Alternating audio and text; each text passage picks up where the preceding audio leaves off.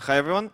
First of all, extremely glad to participate in the hackathon and support the Ethereum community in Tallinn, and also many of you are not from here, so glad to see an international crowd in Estonia. I think this is how it's supposed to be.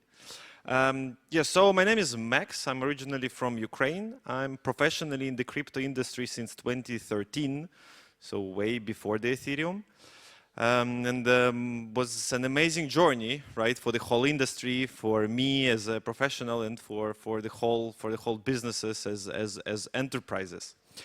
The topic of presentation was about Web2 businesses, right? How they look at cryptocurrencies, what are the challenges that they see, what are the advantages they see from accepting cryptocurrencies. And in my opinion, right, our main goal as the community is the adoption, right? So we are like in a religious group, right? We want everyone to believe in the crypto, and I think this is the this is what I think everyone in the crypto space, right? You tell your friends about crypto because this is something you're excited about, right? You tell it to your, I don't know, business suppliers or clients or whatever, right? You promote the idea that you like, right? That you fancy about. And that is what creates the same crypto adoption, right? And crypto adoption is good for all of us, right? Because it opens new businesses, it opens more investment opportunities, it opens more workplaces. And we, as a company, we work, I think, in one of the most important places for adoption. We convert businesses from the Web 2 into using some elements of the Web 3. I mean the payments, right? Which is not Web3. If you think about it, I'm not pretending that we are a Web3 company. We packed all the difficulties of the blockchains, Bitcoin, Litecoin, Ethereum, Tron, I know, a few other of them, and we made them a simple API that businesses can use, right? So we don't need to explain our clients the details of the blockchains, right? How input-based, like Bitcoin, UTXO-based, right? That is how they are called usually, from account-based. They don't care, and for them the challenge to understand the differences is a bit high, and we try to pack our solution, right? Our product that they just don't care. So, for example, when we speak with the companies like Air Baltic, for example, right, who accepts crypto for many years, they don't really need to get Bitcoins on their books, right? It's been converted immediately into euros, right? And they get those euros on the bank account, right? And they don't really care what is what. I have even the repeater there. This is very good. This is very good. I like it. Yeah, so we've been on the market since 2019.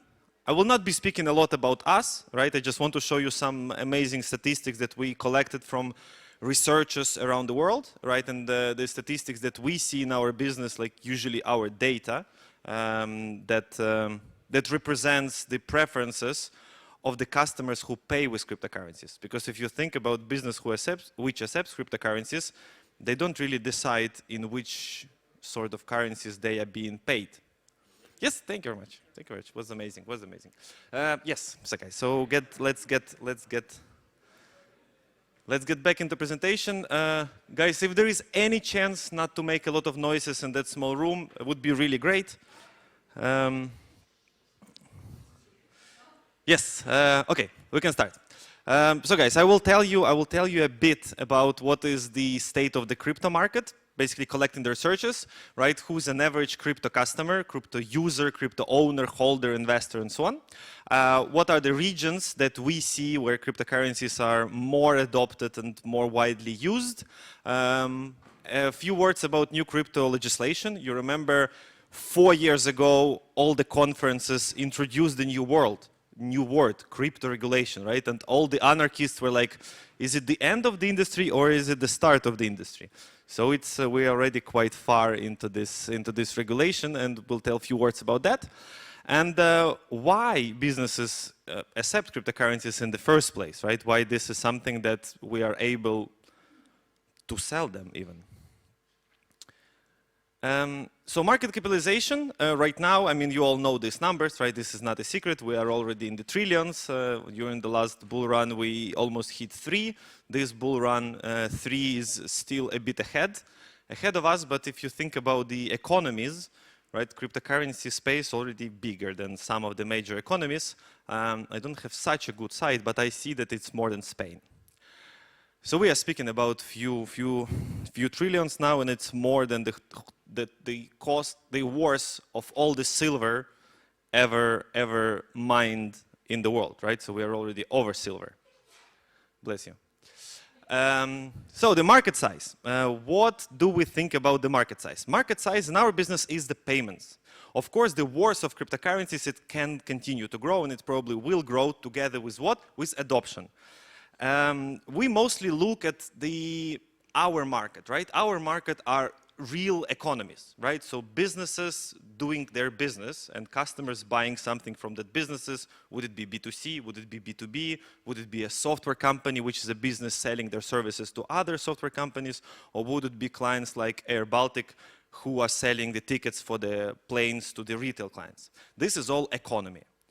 And let's speak mostly about the online, right? The market is extremely huge in general. So if we say about the total economies or the payments markets are growing to the percentages that you see on the top, right? I think here we have like example on the 9. Right now it's quite a usual growth of the economy, and if I'm aware of the payments as well.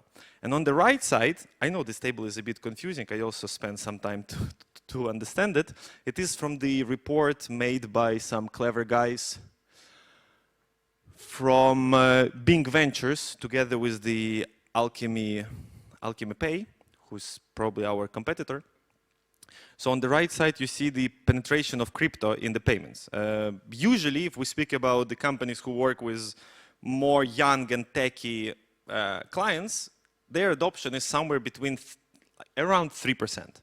Right? So you see if the economies are growing like that and we are on the 3%, then, for example, in the next 3 years, we will have 102 billion euros of the yearly payments in cryptocurrencies, which is not that bad, assumingly that today we are around 17. I think we're a bit higher, honestly, if we speak about all the crypto payments in the world for like through regulated companies. So anyways, the projections are quite good.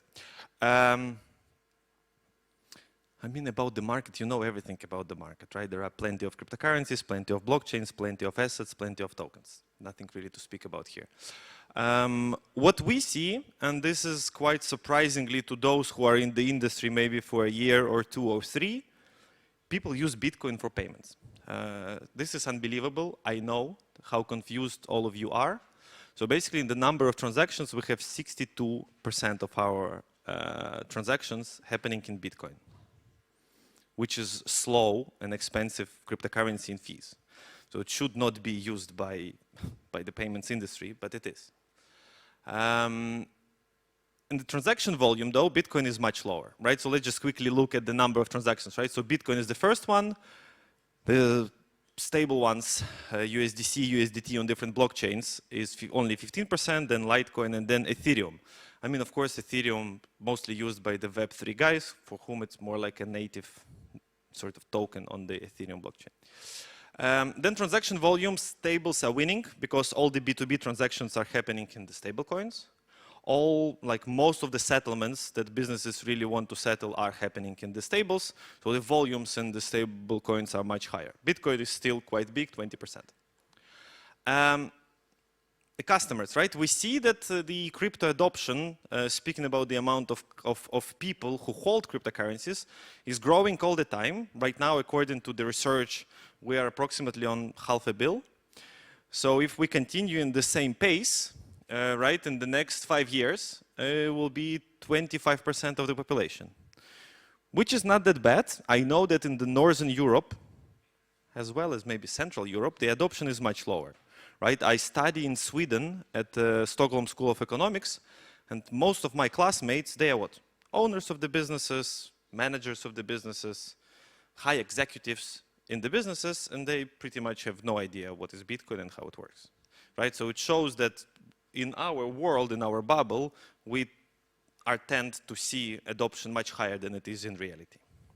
Of course, when we speak about the economies where economies where the trust to the government and the trust to the banks is lower than, for example, in Sweden, there you see the higher adoption of cryptocurrencies because people really want to use crypto as a way to store their wealth, right? To maybe do some transactions abroad because of the capital controls and what have them.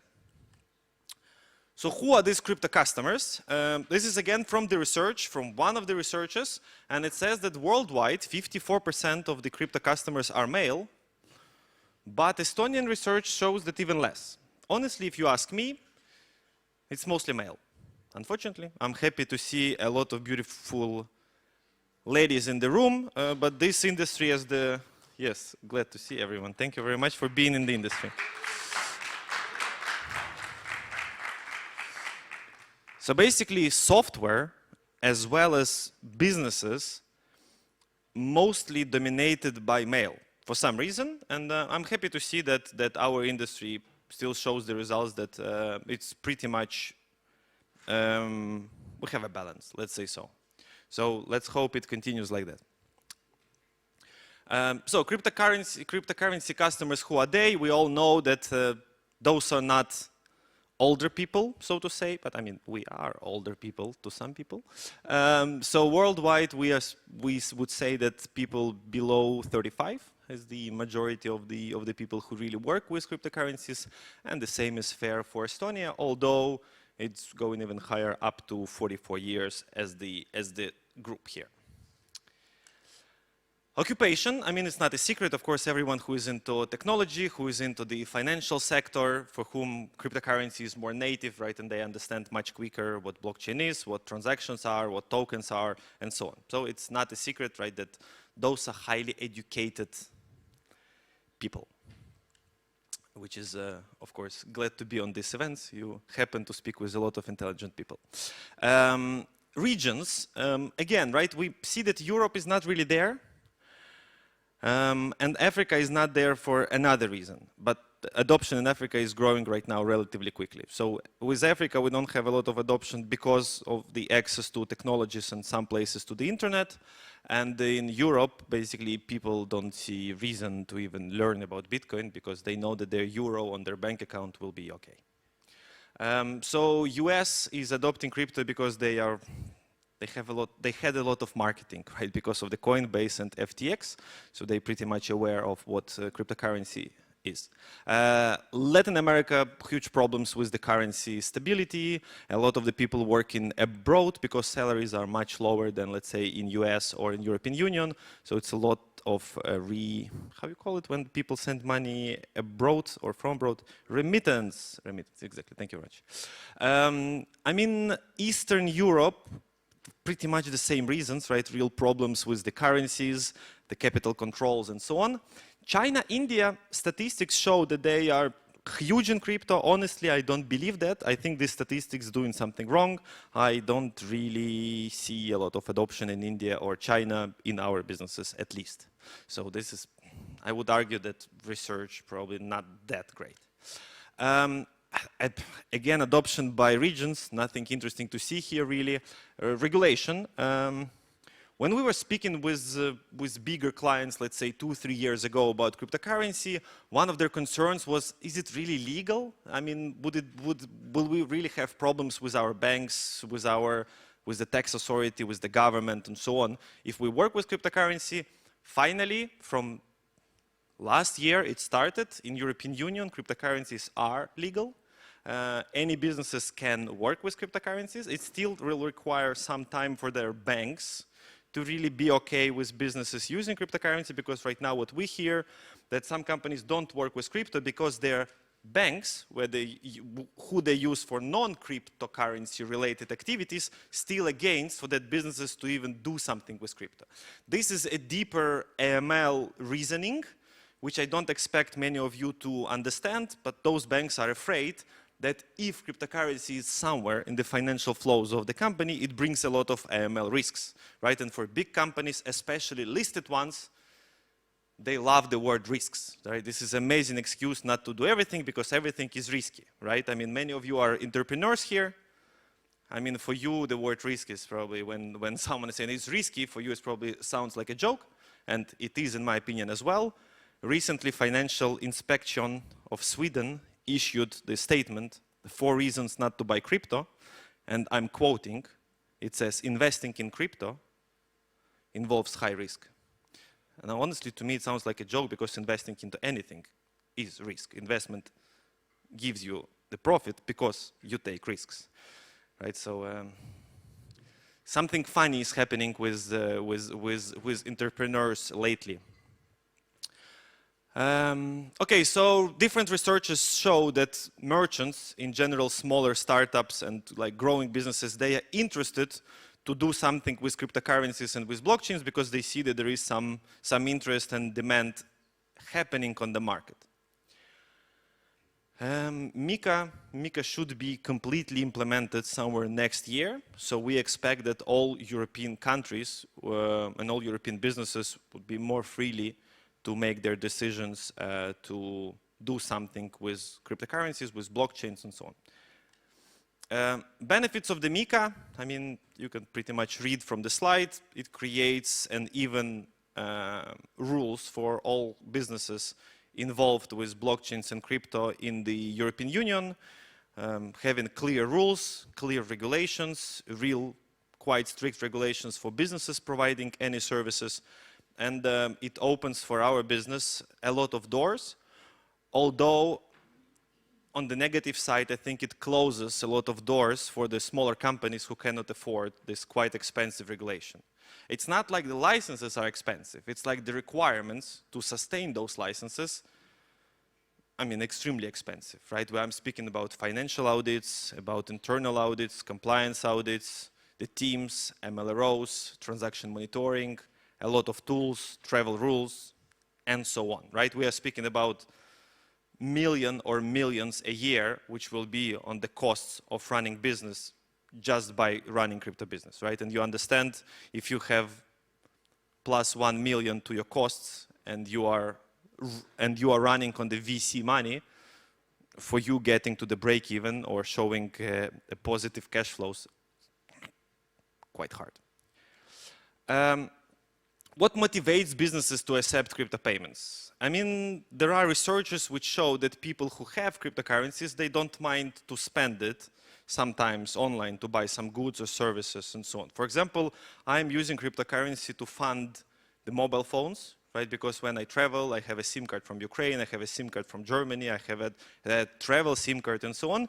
And for me, it's quite easy just to fund them from pretty much the same place where I can deposit with cryptocurrency. I buy vouchers for like PlayStations, Xboxes and so on, whatever I use also with cryptocurrency, because it's international, right? And sometimes if I need to buy a voucher for PlayStation US, I need to use a US card. I mean, I don't have US card. What do I do now? Researchers show that a third of the people are ready to buy with cryptocurrency, so opens some doors. For businesses, for international businesses, especially not the big ones, collecting payments from all over the world is quite a costly thing, right? In the sense of implementing all those payment methods, and also they have to pay for processing of those payments and also for the forex of those payments. So for them, the costs for all these international deposits can reach closer to 8% and higher. Of course, cryptocurrency is much cheaper in this sense. Cryptocurrency doesn't have any borders and limits. Of course, you don't have to accept the customers from Russia or from North Korea or from Iraq. But other than that, you should be well off using cryptocurrency as a payment method in your business. Speed of transactions, of course, here we can argue a bit, right? Because not of the cryptocurrencies are quick, but majority of the new blockchains are very quick. Security of the funds, usually with cryptocurrencies you can settle instantly, right? So you don't have to wait for the settlement to come. Sometimes if you use different acquirers, you get settlement next week, right? And in some industries, you are running with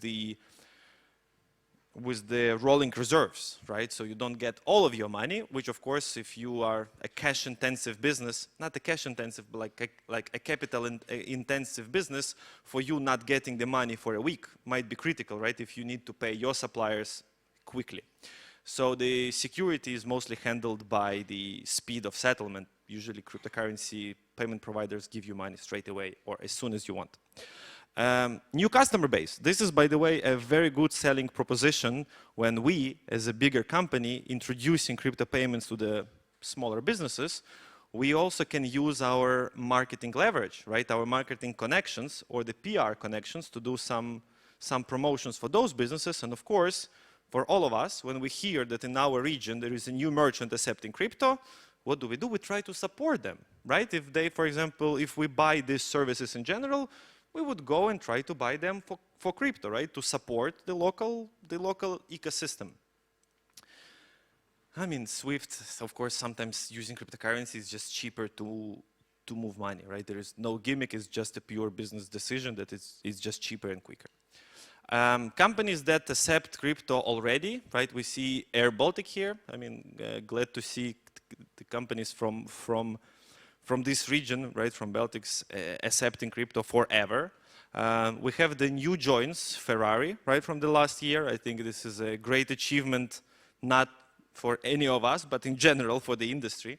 The Farfetch accepting crypto. Amazon, not really, but to some extent, I think they sell some of the hosting services and some markets for crypto as well. So you see those are mostly technology companies or luxury companies, right? And of course, because there are a lot of the crypto guys who bought some crypto a long time ago and they right now apparently would like to buy some Ferraris because Ferrari knows that most of the people will prefer Lamborghini, right? So Ferrari just had to win it, to change sort of the direction that after ICO you buy Ferrari, not Lamborghini.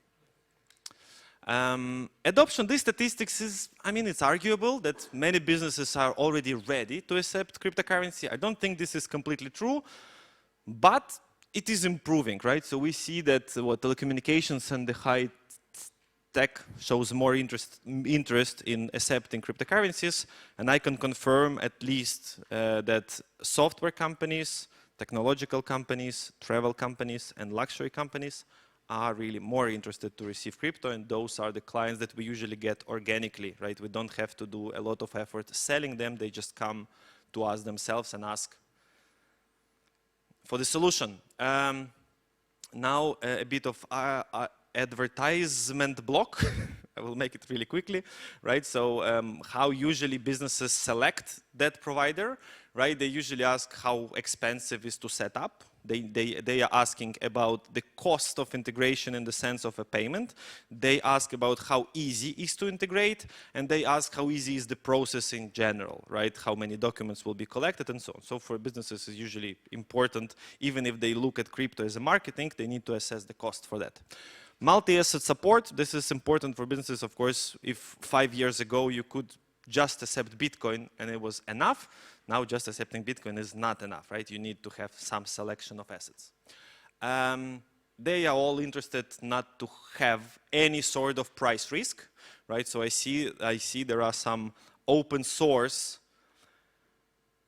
Bitcoin solutions for merchants, and I honestly think it cannot work, right? Because no big business will just install the software on the server to accept Bitcoins and then just inform the treasury guys, hey guys, now you have some Bitcoins, decide what to do with them, right? This is not how it's supposed to work. So they all need a solution when there are payments which are happening in Ethereum, Bitcoin, USDT, and whatever, and they are converted on the spot to the currencies that they need to have on the books. It can be euro or dollars or SEK or whatever.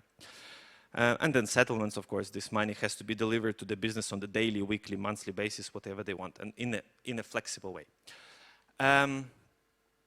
They need to make sure that they do some AML right. Of course, I'm a strong believer that AML is not a responsibility of the payment rails, it's more responsibility of the businesses and their clients, right? This movement when the regulator says that payment providers has to do all the homework to prevent money laundering, then why not we just do businesses for our clients as well?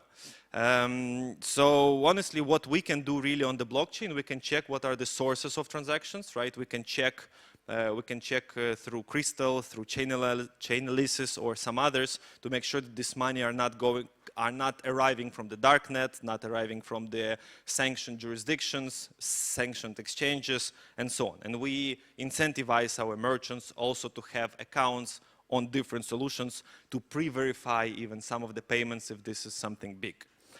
But of course, running business, not in the crypto space, when you sell something to people with arguably legal money, I mean, I believe it's their homework to ask who they are selling Ferrari to, right?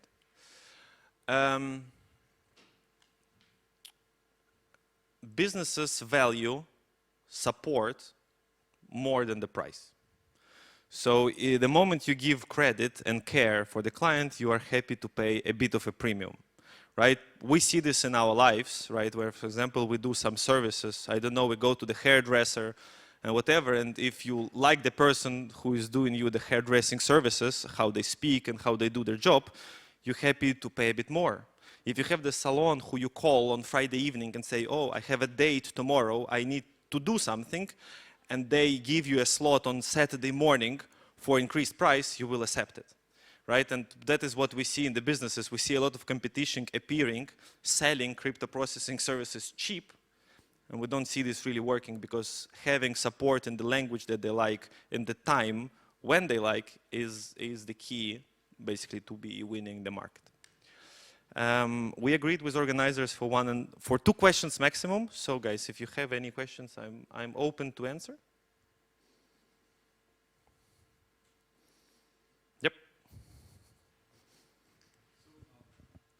What you're talking about is mostly Europe, right? What about North America and other countries in terms of adoption? Yep. By the way, speaking about states, on Tuesday we received authorization to work in California and few other states, but they are much smaller than California. So basically US, I don't have a lot of insight because we don't operate in US, right? And we don't have any clients from US, and we don't really have clients who operate with the payments in US, right? So we have this only as statistics. Latin America is huge, right? So we have clients who sell their services in Argentina, Brazil, and Mexico. The case is that, speaking about payments, Brazil has Pix, right, which is a very local way of making payments. Argentina has something on their own as well, right? So the behaviors of the clients, even if they are in crypto, also make sense, right? So if you offer something in Brazil and you have the Pix as a payment method, everyone will select Pix, right? They are just used to hitting that button, right? It's like Americans few years ago, they were clicking on the PayPal, right? They didn't recognize any other logos, right, if there is a PayPal there. So in Latin America, it really works, right? So crypto payments on the websites, they are above 3%, right, which is above average. For US, we will see. For US, I think it's below 3%. So we would be good if we have around 1%.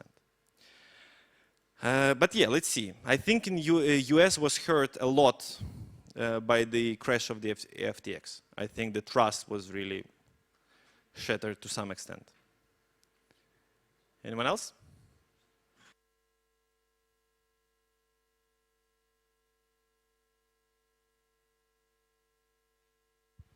Just in general, maybe you can describe the process as a payment provider, how you are accepting a new blockchains and new coins. So how you trust that this new project will suit your customers and you as a provider. No, it's very simple. We wait. We wait for a few years until we are sure that this blockchain is good, right? So we don't list any freshly made blockchains, right? We are quite conservative in these things, right? Because the effort to have a new blockchain in a really, I mean, blockchains are a bit different, right? And we need to to hide all the difficulties and differences of the blockchains into the payments API. There are two main differences, right? So UTXO based, like Bitcoin, Litecoin, and so on, and then those are what, EVMs, right? We call them account based because they don't have UTXOs, they have accounts. We don't list new things. Right now, for example, the latest ones that we really added was a Binance Smart Chain. This was for the reason that Ethereum transactions are expensive, and Tron is not really supported by the MetaMask, right, and many Web3 wallets. So Tron was a bit of a challenge for some customers as well. But Tron USDT right now is one of the biggest currencies that we have in the terms of revenues that we earn. So USDT on Tron for us is the top currency. USDT on Binance Smart Chain is not official. So basically, USDT is not printed on the Binance Smart Chain, but it's still growing in the volume. Right now, we have a higher demand for Solana, right? So the next thing that we list is Solana with the tokens, and after that, I think we will see what is the dynamics of the TON. I think the dynamics of the TON highly dependent on the way of promoting it on the Telegram, and Telegram is a huge platform, huge messenger, and so on. So I think TON would be something that can grow also quite high. So I would say we are not looking for a layer 2 that much, right? I think layer 2 are mostly for the DeFi and more deeper Web3 projects, right? I honestly speak with my competitors, right? We research a bit the market. People are not so much eager to pay with those assets, right? So for us, even listing them and supporting them doesn't make a lot of sense. Also, in some integration methods, when we add new blockchain and new currency, our clients have to change a bit the integration, right? So for them, it's also an effort, right? So if we list something, then our clients will make their own research, asking their customers if this new blockchain really makes sense. And if they see that it is not, they will just not list it. I know some of our competitors would be listing some startup assets just collecting a fee, right? When the project appears, they say, I will give you 20K, please list my token, right? This is a business model that we don't do because the value from this is complete zero. No merchant will ever use that asset, and basically the money that you collect just for listing this token is not a sustainable business model, right? It's not a recurrent revenue. I mean, it doesn't make any sense in the end of the day. Yes, thank you very much, everyone. It was a pleasure. If you want to chat more, we'll be around.